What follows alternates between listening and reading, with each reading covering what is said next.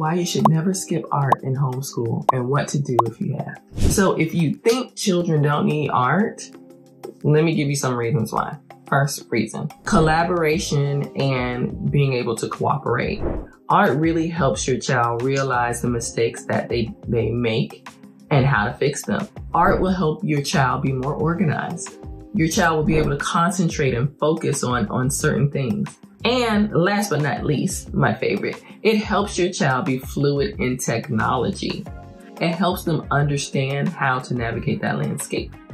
Okay, so now that we know why we need art and ain't no drama, we are going to now look at a couple sites that will help you easily fold in art. Maybe you don't want to buy a whole curriculum. Maybe you just don't want to go all out. But these sites will really help you bring that art into your homeschool and use it in really creative ways. So let's look at the computer. Okay, we are at the computer. So let me go through a little bit of where we are with this. The first one I wanted to share with you is Art with Trista. So let me tell you, I don't have partnerships with any of these people.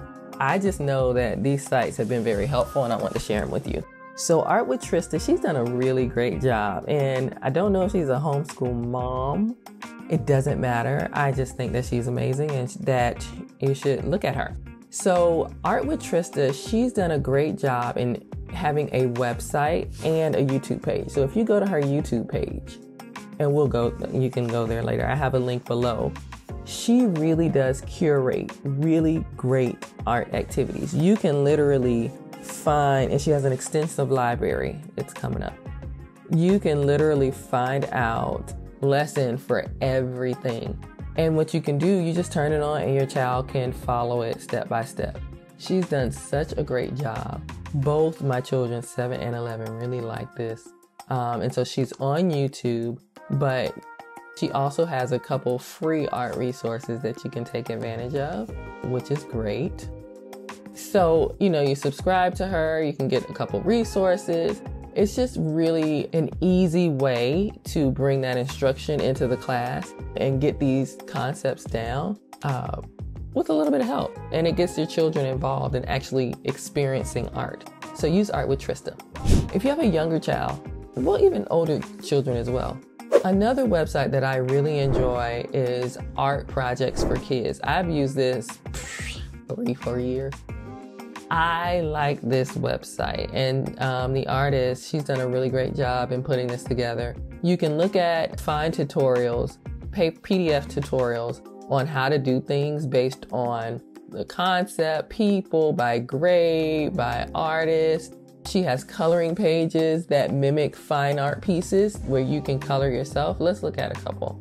So when you go on so you can see it's beginning type art, but it's really good because it builds the confidence for your younger artists, right?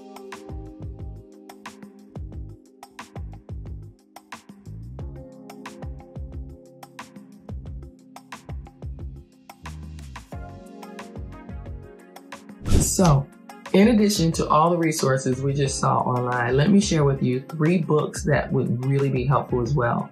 365 Days of Creativity. This is an amazing book, no brainer. You literally can sit your child down and let them fiddle through, and it really does unlock a lot of awesome art ideas. Let's look inside. 365 Days of Creativity is by Lorna Scobie. She's an amazing artist, and she's really taken time to figure out prompts that will inspire, calm, and energize your child when it comes to art. This is an approach where they can track what art they're doing on what days throughout the entire homeschool, really throughout the entire year.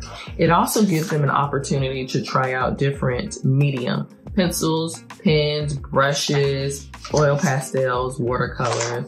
It's all there. So all of the prompts are between probably like 10 to 15 minutes. They're not long, but it gives your child a way for them to really just dig into their creativity, enjoy what they're learning, and also understand and practice some of the art concepts that you would normally find in a regular curriculum.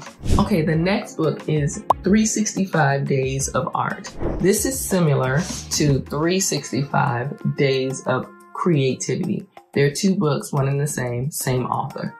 Days of Art focuses on actual art concepts that your child can practice through prompts. Let's take a look. Once again here, Lorna Scobie has done an awesome job. This is going to be for the learner who may be the next level after creativity.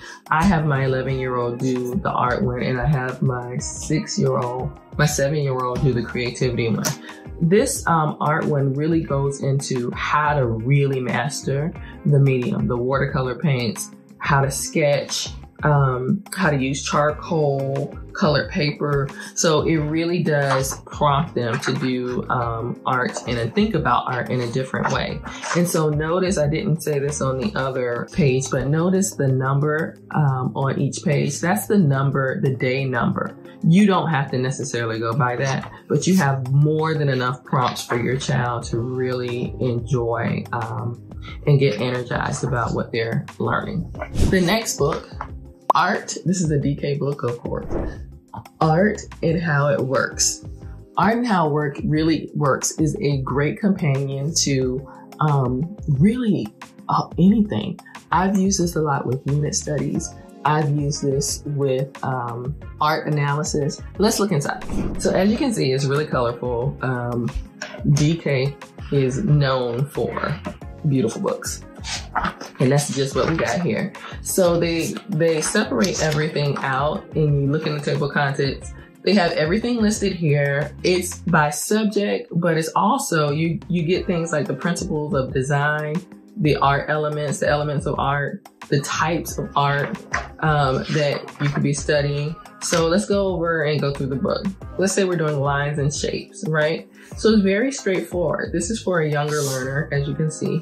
But can you see the tree? It guides them through analyzing art, but then it also gives them a introduction to really famous and important pieces of art that they might not be exposed to.